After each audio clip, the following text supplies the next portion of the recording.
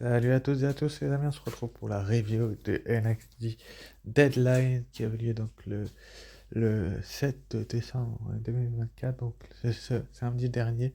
Et donc dans le premier combat, on a eu le match entre The l'Iron Survivor Challenge masculin entre Wesley, Kevin Evans, Nathan Fraser, Ethan Page, et ça devait être apparemment Eddie Thorpe, le participant, mais il s'est fait attaquer, il s'est fait remplacer par un participant mystérieux.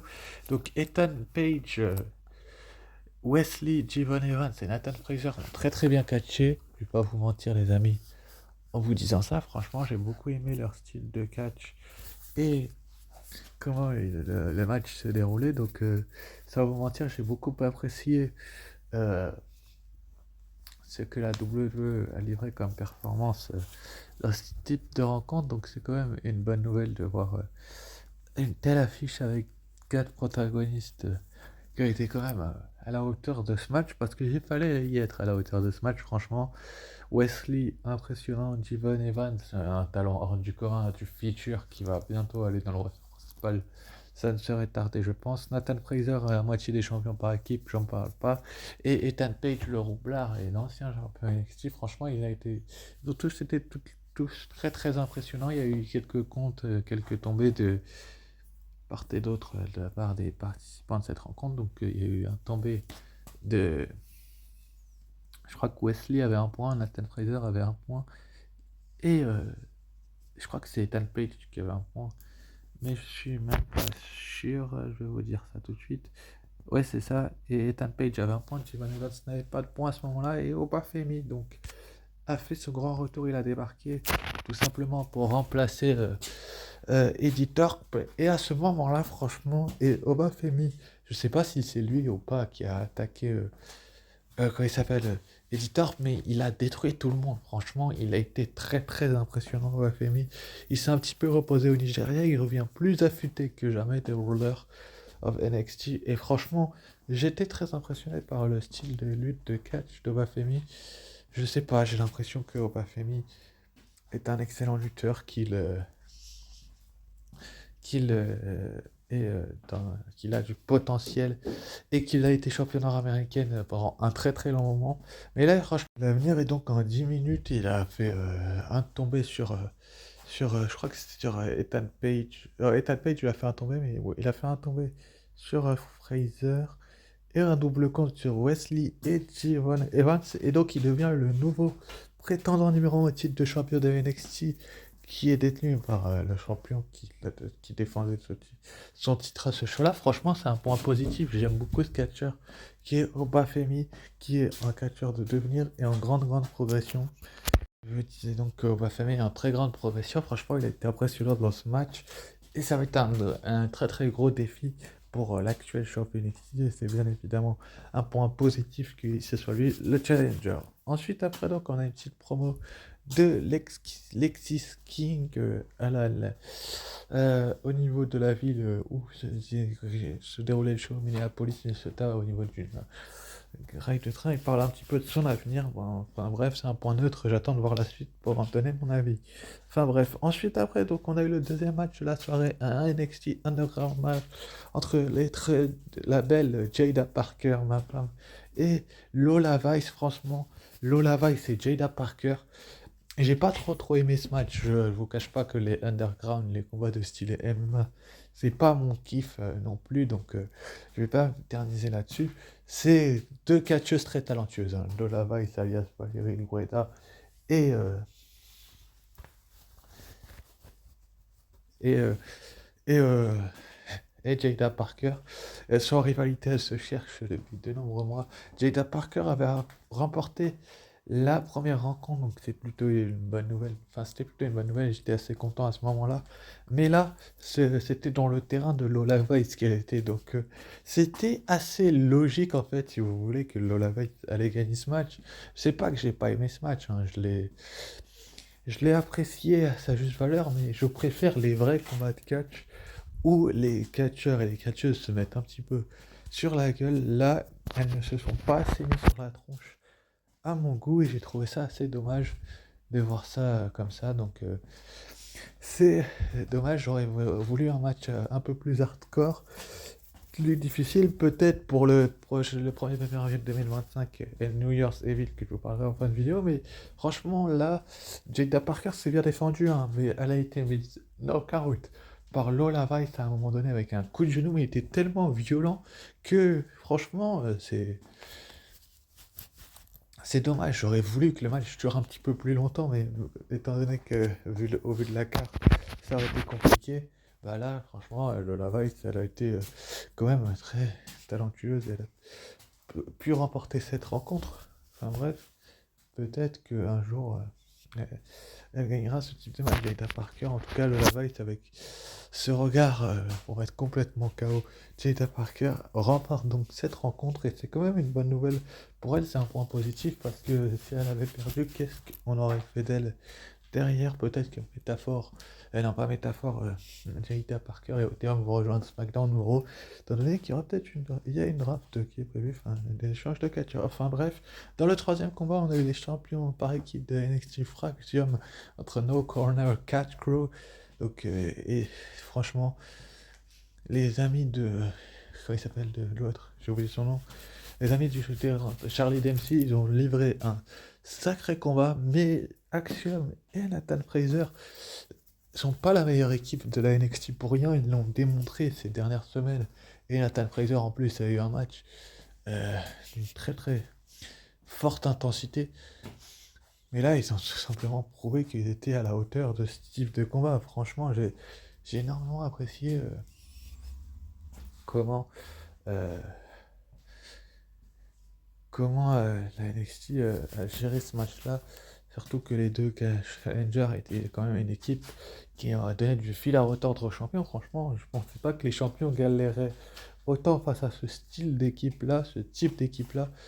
Les deux courgettes, on va dire ça comme ça, ont battu, enfin les deux courgettes, enfin c'est une façon de parler, ont livré et ont donné du fil à retordre aux champions. Donc les challengers, pour moi c'est des courgettes, franchement, enfin c'est une blague, hein, je plaisante, c'est vraiment une bonne équipe en face d'Axiom et de Nathan Fraser qui a eu. Il y a eu un sacré match, hein, et je vous cache pas que j'aurais été déçu que Fraxium perde les titres. Donc c'est quand même une bonne nouvelle qu'il reste champion par équipe et qu'il continue de régner. Du côté de la NXT, qui contrairement à SmackDown, il y a eu des changements de titre, là, il n'y en a pas. Et c'est plutôt une bonne nouvelle de voir simplement Axiom et Nathan Fraser continuer de dominer cette division par équipe de la NXT parce que c'est deux catcheurs très très talentueux qui sont deux énormes grosses têtes. Et si le premier ring avait été décevant, là ça faisait 80, ça fait 98 jours qu'ils sont champions, donc c'est quand même une bonne nouvelle que Nathan Fraser et donc Axiom conservent les titres, quoi. Ça aurait été dommage. On voit les straps de Nathan Fraser d'ailleurs du Royal Run Survivor Challenge, donc il a quand même livré deux sacrés combats. Franchement, j'ai beaucoup aimé ce match et je suis content pour les champions qui gardent ces titres qui pour moi étaient à la hauteur et c'était le premier match de championnat de la soirée. Voici le second, Trick Williams, l'actuel champion de la NXT contre Ridge Holland. Franchement, j'aime pas la rivalité. Je vous cache pas, je n'aime pas cette rivalité. Elle devrait être meilleure, elle devrait être beaucoup mieux construite. Là, on a Ridge Holland qui a détruit l'université d'André Chase U, donc l'équipe n'existe plus. On a Ridge Holland qui blesse un peu tout le monde, qui a laissé d'ailleurs Trick Williams à la nuque, mais il a quand même tenu à défendre son titre et à catcher. C'est très très courageux de la part de Trick Williams d'avoir combattu dans ce type de circonstances-là. Mais franchement, c'est pas que j'ai pas aimé le match, c'est que Ridge Holland, en fait, c'est pas qu'il sait pas catcher, c'est que pour moi, il est trop violent, trop brutal, trop agressif. Enfin, franchement, il faut vraiment qu'il fasse attention. Quand il catch, il y a des prises qui sont vraiment très très compliquées à faire. Mais bon, j'espère que Rich Holland va faire attention. S'il a quand même enfin, il a quand même détruit une carrière, celle de Biggie. Et ça, je pense que beaucoup de gens lui en voudront pas. Il détruit l'université d'André Chase. Il blesse Trick Williams. Je crois pas que ce soit dans le scénario, étant donné qu'il y avait un strap au cou. En tout cas, il a tenu à catcher Trick Williams, c'est très très courageux de sa part. Franchement, j'ai beaucoup aimé le style de catch de Trick Williams. Trick Williams, on peut pas le critiquer, pour moi c'est un bon champion. C'est l'un des meilleurs champions à la NXT avec Gunther. Pour moi, c'est les deux meilleurs champions. Enfin, pour moi, ils sont meilleurs que Cody Rhodes et ils catchent mieux que lui. Donc, c'est pour se dire, étendu du talent de Trick Williams, finalement, Trick Williams va remporter le match avec le trick knee sur Ridge Holland. Ridge Holland qui avait fait le tomber dans le match par équipe sur Trick Williams pour obtenir ce match de championnat après avoir battu André Chase, qui a lui perdu son université. Donc, finalement, c'est quand même une bonne nouvelle de voir un Ridge Holland qui perd ce match. Donc Trick Williams est votre toujours champion NXT, c'est un point positif. Ça va être assez intéressant les prochaines semaines et la rivalité avec Oba Femi parce que là ça va être un sacré morceau pour Trick Williams et pour son règne. Il est peut-être temps qu'il s'arrête, mais franchement c'est un point positif et je n'ai rien d'autre à rajouter là-dessus. Ensuite, après, donc, on a eu Ethan Page qui a été interviewé et on lui a demandé c'était quoi son avenir et il a dit qu'il savait pas, qu'il était quand même assez déçu d'avoir perdu l'Iron Survivor Challenge, on peut le comprendre. Franchement, j'ai beaucoup apprécié cette petite promo d'Ethan Page qui est un petit peu perdu. Franchement, c'est ce personnage-là, j'ai hâte de voir ce qu'Eva va faire dans les prochaines semaines avec celui-là parce qu'il y a de quoi faire, donc c'est un point là aussi qui est assez positif à notre même. Ensuite, après, on a eu Tiffany Stratton qui était donc présente, normal, c'est chez elle, Minneapolis, dans le Minnesota. Pour NXT, elle était présente avec sa mallette, elle a mis en garde Eva qui pourrait encaisser sa mallette. Sur Roxanne Perez, elle est là pour regarder l'Iron Survivor Challenge féminin, donc le main event, bien évidemment, donc elle prévient Eva, elle lui explique pourquoi elle est là, etc., qu'elle va regarder le match et qu'elle gagne, je dis. Ensuite, après, donc, dans le main event, on a eu le Iron Survivor Challenge féminin, Julia contre Wayne Sinclair, contre Sol Roca, contre Zarya, contre Stéphanie Vaquer. Superbe rencontre, là aussi, à part la WWE qu'ils ont livré. Donc, à ce show-là, franchement, j'ai beaucoup aimé le match. C'est Zarya et Brent Sinclair qui ont ouvert le bal. Puis toutes les 5 minutes, les autres catcheuses arrivaient comme chez les mecs. Mais franchement, là, ces 25 minutes là de combat, j'ai apprécié, j'aime beaucoup le style de catch de Julia. Je suis quand même assez impressionné par Sol Ruka qui catch de plus en plus mieux. Donc c'est quand même assez intéressant de voir une Sol Ruka sur les devants de la scène ces dernières semaines, donc je suis content de voir une seule Roca vraiment être mise en avant. Ren Sinclair, c'est peut-être le point négatif du match, c'est qu'elle n'avait pas grand-chose à faire dans ce match-là. Elle a pris tous les comptes, pour vous dire. Tous les tombés, c'est elle qui les a pris. Stéphanie Vaquer et Zarya, elles viennent d'arriver, mais elles sont toujours aussi impressionnantes également. Franchement, j'ai beaucoup aimé comment les catcheuses ont lutté, à part Ren Sinclair qui a pris tous les comptes, mais elle s'est quand même bien battue. Ren Sinclair, pour une jeune catcheuse bourré de talent. Franchement, j'ai beaucoup aimé finalement. Donc, je crois que Stéphanie Vaquet, Salroka a eu un point, Zaria aussi, et Julia en a eu deux. Vrai, Sinclair n'en a pas eu, il me semble, ou elle en a peut-être eu un, je sais plus exactement. De toute façon, vous verrez. Lors de la prochaine image, elle a marqué un bon point, mais franchement, ce match-là, je l'ai beaucoup aimé. Et je suis assez content quand même que ce soit la catcheuse japonaise, qui est pour moi bourrée de talent, qui a vraiment beaucoup de potentiel, qui ait gagné ce match. Donc, je suis heureux de voir une victoire de, donc de Julia avec 2 points, un point pour Vaquet, un point pour Zarya. Si elle a fait un tombé Sinclair, un point pour Sinclair, un point pour Ruka. Donc c'est une belle victoire de Julia qui devient donc la prochaine prétendante numéro 1 au titre de championne NXT de Roxanne Perez. C'est elle qui avait été la première à faire son arrivée et donc c'est elle qui sera la prochaine challengeuse également à NXT New Year's Evil.